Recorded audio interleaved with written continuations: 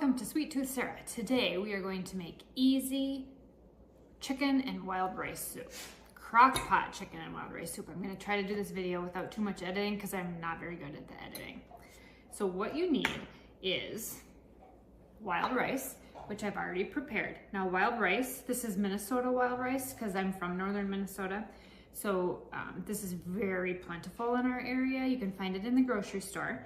And so what you do is you take the wild rice that is not cooked and you do a half a cup of wild rice with 2 cups of water.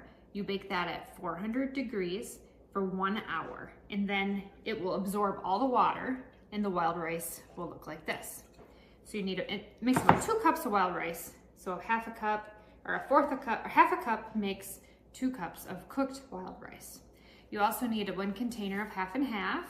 I just did an Aldi run, so everything I have is from Aldi. This was the wild rice that I used, Minnesota native wild rice.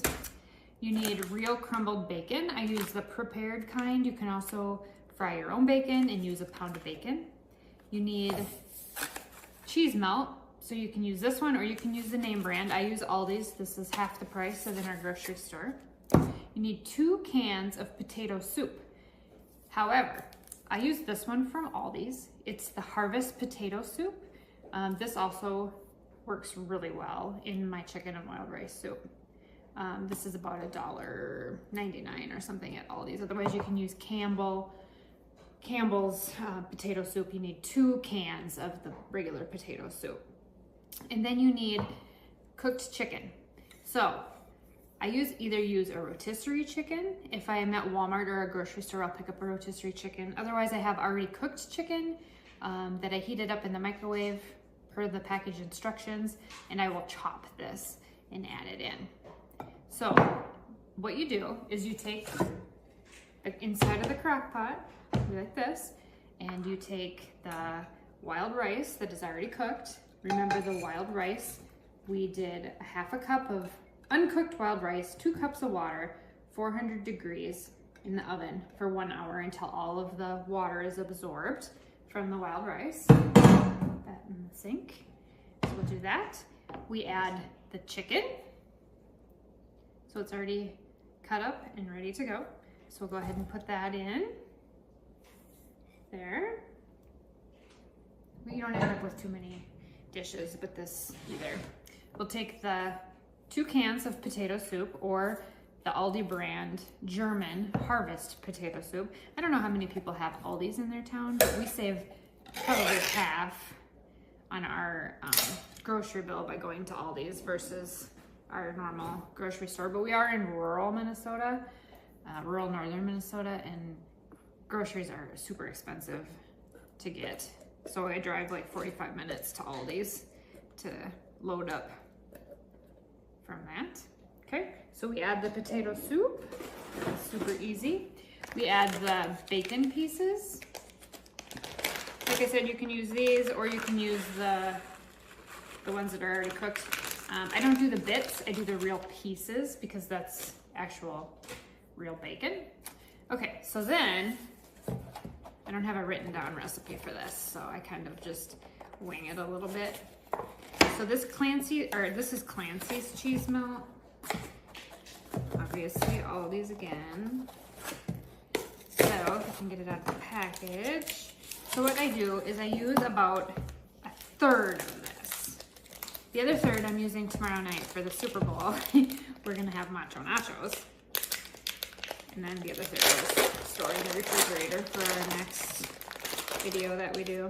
So I take, you got this huge, ginormous piece of processed cheese, which I know it's processed, but this stuff's good. It's also good in macaroni and cheese. So we'll kind of pull it out like that, a big chunk, put that over there. And then I cut it into cubes. So if you can kind of see this. So I've got, so it melts a little bit easier in my crock pot. And I have one of the standing up crock pots. You can do the long rectangle ones too, but this is kind of what I have. And I actually need to replace it because I have a broken lid. So I break it up into smaller chunks. The processed cheese, throw that in here. like that. Okay, and then we stir it all up, and then I will cook this on low in the crock pot for about 2 hours until the cheese is completely melted in here. So now here's the trick. Do not add the half and half yet.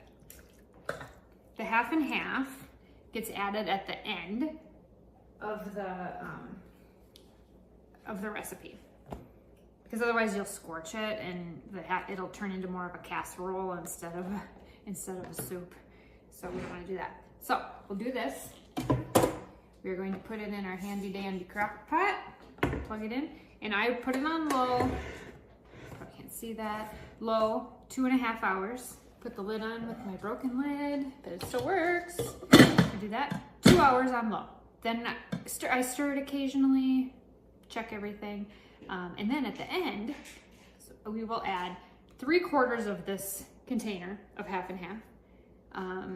And then we'll warm that back up. If it still feels really like thick and soupy, I'll add a little bit more half and half.